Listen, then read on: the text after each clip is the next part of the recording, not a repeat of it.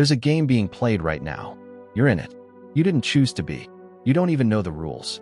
But every single day, in every public interaction you have, you're either winning or losing. The grocery store, your office, the coffee shop, even this comment section. These aren't neutral spaces. They're arenas where your status is being calculated, your weaknesses are being cataloged, and your position in the invisible hierarchy is being determined. And here's what nobody tells you. Most people are actively destroying their own position without realizing it. They think they're being authentic. They think they're being relatable. They think they're being human. Machiavelli would call them victims in training. Because there are 10 specific behaviors, 10 critical mistakes, that signal to everyone around you that you are someone who can be used, manipulated, and discarded. And the worst part? You probably did at least 3 of them today. By the end of this video, you'll see the invisible wires that control human interaction. You'll understand why some people command respect the moment they enter a room, while others are immediately dismissed. And you'll know exactly which behaviors to eliminate if you ever want to be taken seriously. But I'm warning you now, once you see this, you can't unsee it. You'll start noticing these patterns everywhere, in your friends, your family, your coworkers, and yourself. If you're comfortable with comfortable lies, leave now. If you want uncomfortable truth, let's begin. Behavior 1. Justifying yourself to people who haven't earned an explanation. Watch someone at a restaurant send food back to the kitchen. Watch how they apologize profusely, explain in detail why it's wrong, justify their decision to speak up at all. I'm so sorry, but this isn't what I ordered. I hate to be that person, but could you maybe? I mean, if it's not too much trouble. I'll watch someone with actual authority do the same thing. They flag down the server. They state the error. They wait for the correction. No apology. No backstory. No emotional performance. Here's what Machiavelli understood that most people don't. The moment you justify yourself to someone who hasn't earned that level of access, you're announcing that their judgment matters more than your reality. Every time you explain yourself unprompted, you're doing something psychologically devastating. You're establishing yourself as the defendant and them as the judge. You're placing yourself in a position where your actions require their approval to be legitimate. Think about how often you do this. Someone asks where you've been. Instead of saying, busy, you launch into a 15-minute explanation of your schedule, your obligations, your completely valid reasons for not being available. Why? What are you defending yourself against? What crime have you committed that requires this level of justification? The answer is none. But you've been conditioned to believe that your time, your choices, and your boundaries are only legitimate if others validate them.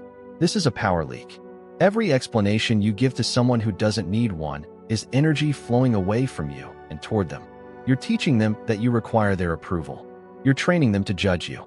And people will always use the power you give them. Here's the strategic alternative. State your position and stop talking. When someone asks why you can't make it to their event, "I have other commitments," is a complete sentence. When someone questions your decision, "That's what I'm doing," requires no elaboration. Notice what happens when you stop justifying. People get uncomfortable. They're used to you performing for them. They're used to you seeking their approval through explanation. When you deny them that performance, they're left with 2 options: accept your boundary or reveal that they never respected it in the first place. Either outcome gives you information, but both outcomes keep your power intact. The people who truly respect you don't require justification. They trust that you have valid reasons for your choices whether you explain them or not. The people who demand explanation are the ones trying to establish authority over you. Stop auditioning for approval. You're not on trial. Behavior 2. Reacting immediately to everything. There's a reason predators study their prey before attacking. They're looking for reaction patterns. How does this animal respond to sudden movement? To noise? To threat? Once they know the reaction pattern, the kill is guaranteed. Humans do this to each other constantly. They're testing you. Every provocative statement, every boundary push, every subtle disrespect, it's reconnaissance. They're mapping your triggers. They're learning exactly what stimulus produces which response. And if you react immediately, emotionally, predictably, you've just handed them the owner's manual to your nervous system. Watch someone who reacts to everything. A coworker makes a pointed comment. They immediately defend themselves. Someone posts something they disagree with online. They're typing a paragraph within seconds. A friend doesn't text back quickly enough. They're sending follow-up messages. These people are puppets, and everyone around them knows exactly which strings to pull. Machiavelli observed that the rulers who lasted were the ones who could not be provoked. They had mastered what the Stoics called the discipline of assent, the gap between stimulus and response. Someone insults you. That's the stimulus. Your rage is one possible response, but it's not the only response, and it's not inevitable. Between the insult and your reaction, there's a space. In that space, you have choice. The person who controls that space controls their life. The person who doesn't is controlled by everyone else. Here's what happens when you create that gap. First, you see situations more clearly. Emotional reactions are designed to bypass your thinking brain. They're survival mechanisms from when immediate physical response meant the difference between life and death. But in social situations, immediate emotional response is almost always the wrong move. When you pause, you can assess. Is this person trying to manipulate me? Are they testing a boundary? Are they projecting their own insecurity? Is this even worth my energy? Second, your non-reaction becomes a weapon. When someone provokes you and you don't react, they're forced to escalate or retreat. If they escalate, they start looking unhinged. If they retreat, you've just established dominance without saying a word. Third, you become unpredictable. Unpredictability is terrifying. When people can't reliably trigger you, they can't control you. And what they can't control, they begin to fear. The practical application: when something happens that would normally trigger an immediate reaction, pause. Physically feel the emotion rising. Name it. That's anger. That's insecurity. That's my ego wanting to defend itself. Then choose your response based on your strategic interest, not your emotional state. Sometimes the strategic response is confrontation. Sometimes it's silence. Sometimes it's delayed action. But it's always chosen, not automatic. The person who must react immediately is a slave. The person who can choose their reaction is free. Behavior 3. Broadcasting your struggles before the outcome. Social media has created an entire generation of people who document their journey before they've arrived at the destination. Day 1 of my fitness journey. Starting my business today. Wish me luck on this new chapter. What they don't realize is that they're activating a psychological mechanism that virtually guarantees failure. First, there's the substitution effect. When you announce your intentions, your brain receives a reward: social validation, encouragement, attention. You get a hit of dopamine. And your brain, which cannot distinguish between actual achievement and social validation of intended achievement, marks the goal as partially complete. The motivation that should have fueled action has been spent on the announcement. Studies on goal setting consistently show that people who publicly announce their goals are less likely to achieve them than people who work in silence. But there's a darker mechanism at play. When you broadcast your struggles, you're volunteering for a role in the social hierarchy. The person who struggles.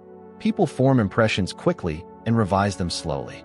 When someone's primary association with you is the person trying to lose weight or the person trying to start a business, that becomes your identity.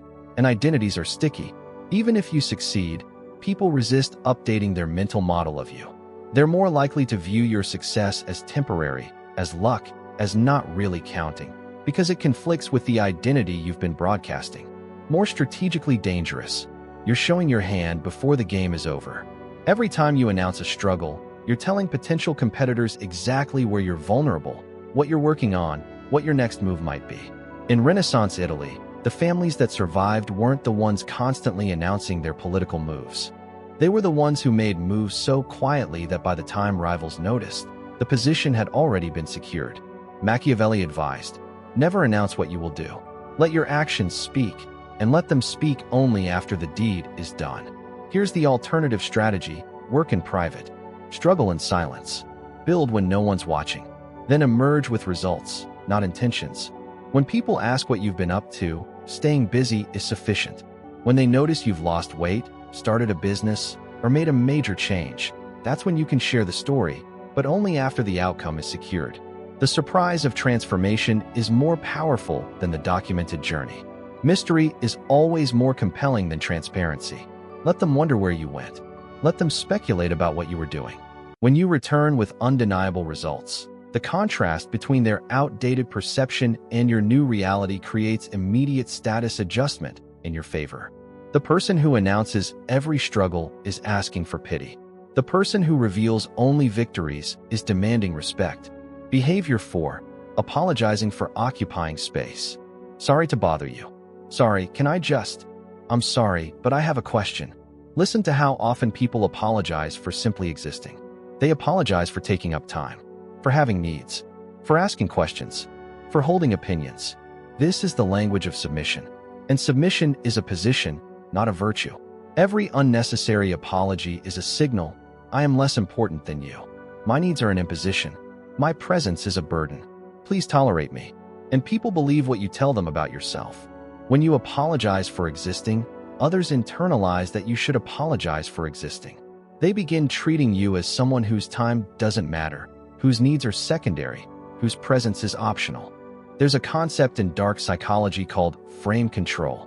In any interaction, someone's frame, their definition of reality, their implicit rules, dominates. When you apologize unnecessarily, you're accepting the other person's frame that your existence in the interaction is problematic. Machiavelli understood that a prince must occupy his position with certainty. Any hint of apology for exercising authority is blood in the water.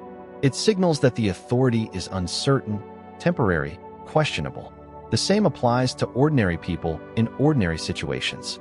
When you apologize for ordering at a restaurant, for asking a coworker for information, for having an opinion in a meeting, you're signaling that your participation in these spaces is questionable.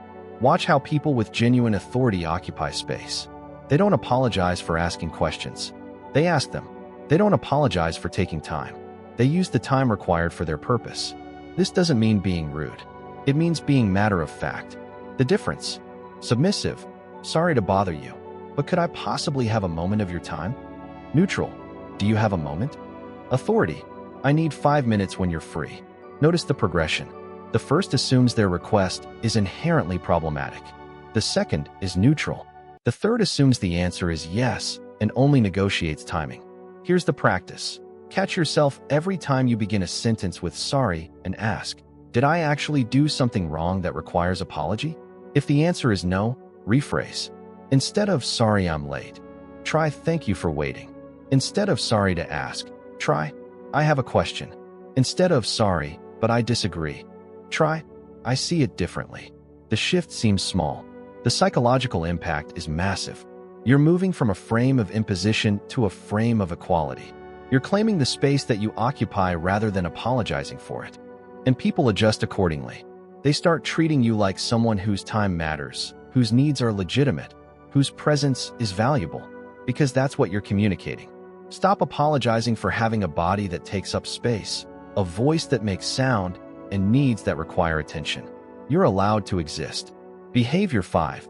Fishing for compliments or validation. I look terrible today. I'm so bad at this. Nobody's going to care about this. These statements masquerade as self-deprecation.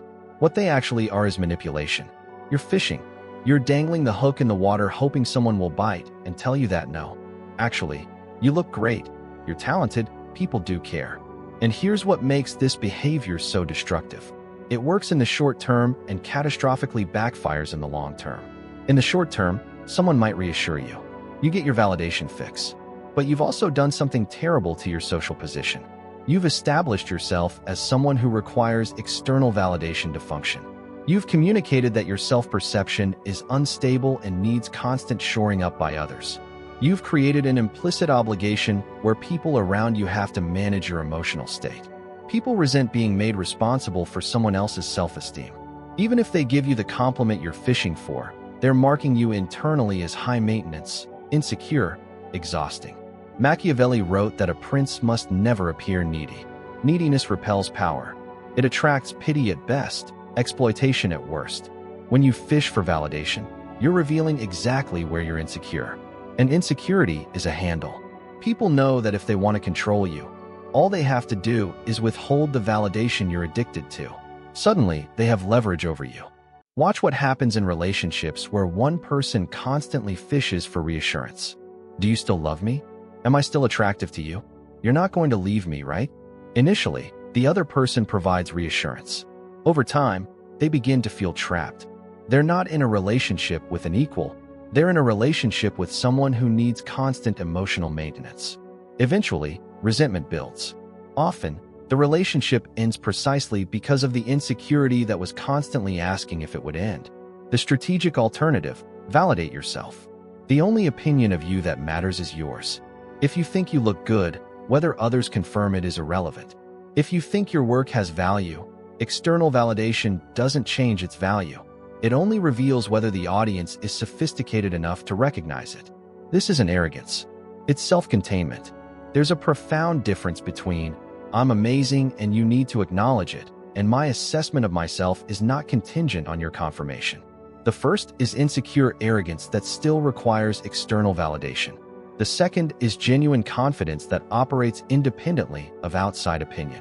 When you stop fishing for validation, something interesting happens. People start offering it without being prompted. Why? Because unsolicited validation is a gift. Solicited validation is an obligation. Gifts create goodwill. Obligations create resentment.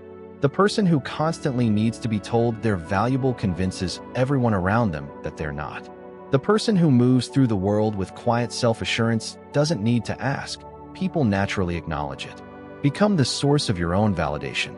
Let the world's opinion be interesting data, not determining factors. Behavior 6. Oversharing your personal life. There's a concept in intelligence work called operational security, the practice of limiting what information reaches potential adversaries. The logic is simple. The more someone knows about your operations, your resources, your plans, the more effectively they can work against you. Most people have zero operational security in their daily lives. They treat every acquaintance like a trusted confidant. They spill their relationship problems to coworkers. They broadcast their financial situation on social media. They share their medical issues with casual friends. They think this is authenticity. They think this is building connection.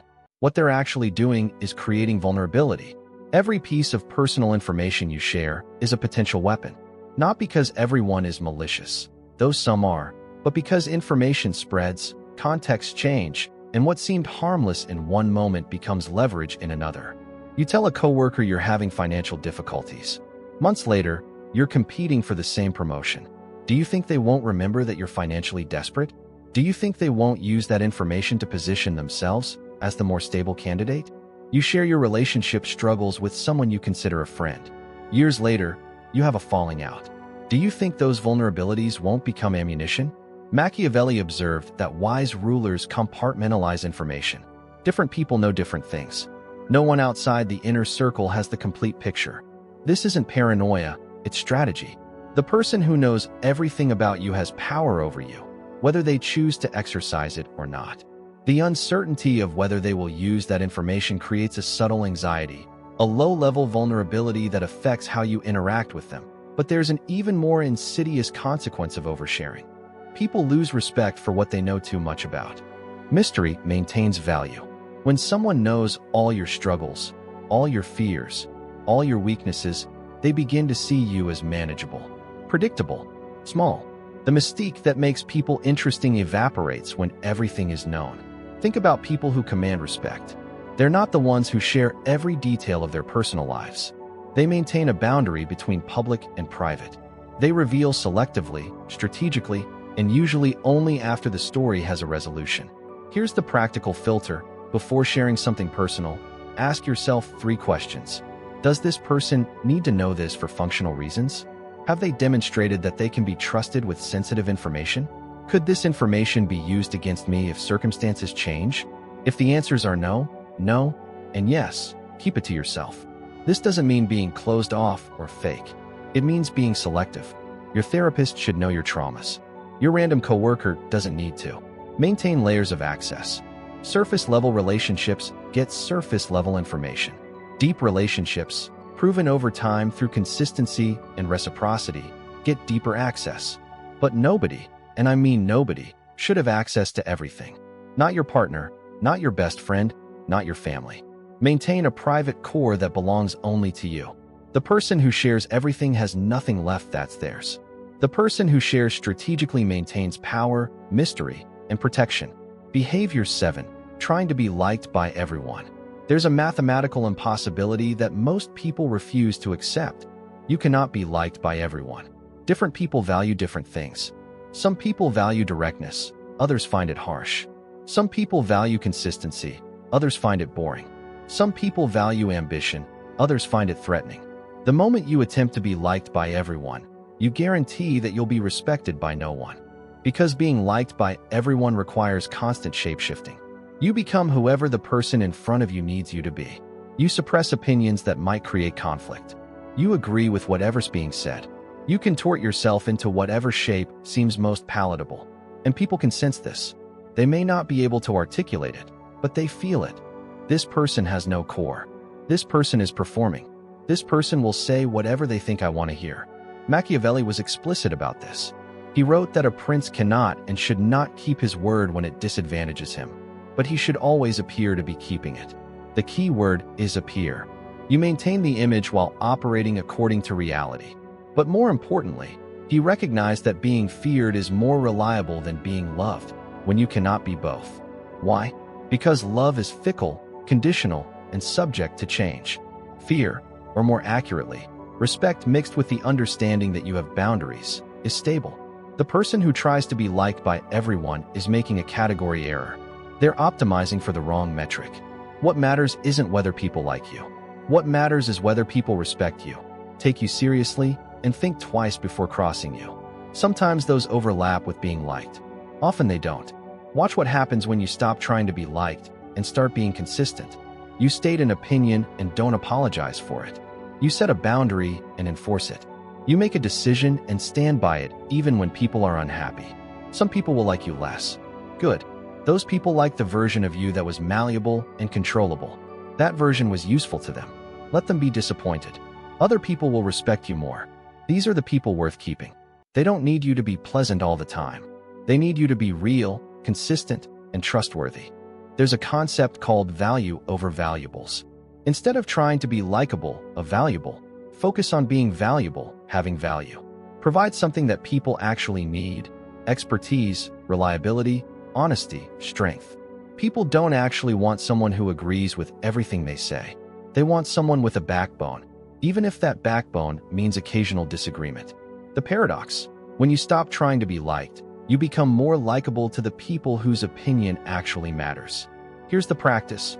Notice when you're about to modify your opinion to match someone else's. Notice when you're about to agree with something you don't believe. Notice when you're performing pleasantness rather than being genuine. In those moments, choose authenticity over approval. The short-term discomfort is the price of long-term respect. You're not here to be everyone's favorite. You're here to build something real with people who value what's real. These behaviors are habits. They're deeply ingrained. Your nervous system is wired to execute them automatically. Knowing about them intellectually doesn't make them disappear. What happens next is a transformation that takes months, possibly years. You'll catch yourself mid-justification and realize you're doing it. You'll feel the urge to react and manage to pause. You'll start to share something personal and recognize you're about to overshare. Each of these moments is a choice point. Each time you choose differently, you're building new neural pathways. You're training yourself out of patterns that have defined you for decades. It won't be smooth. You'll fail. You'll catch yourself after the fact rather than during. You'll revert to old patterns under stress. That's normal. That's the process. But here's what you'll notice as you practice. People will start treating you differently. They'll be more careful, more respectful, more uncertain about where they stand with you. Some will be confused by the change. Others will be threatened. A few will respect you more. Machiavelli wrote, "The prince, not to make people evil, but to make them effective."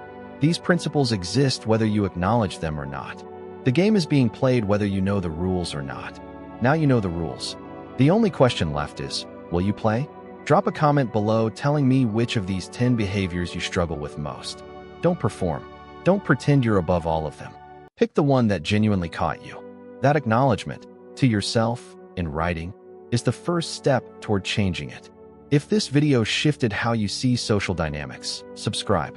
Every week we go deeper into the psychology of power, the hidden rules of social hierarchies, and the strategic thinking that separates those who lead from those who follow. Hit the notification bell if you're serious about this work. And if you know someone who needs to hear this, someone who's hemorrhaging power through these behaviors, share it with them. Sometimes the most valuable gift is uncomfortable truth. I'll see you in the next one.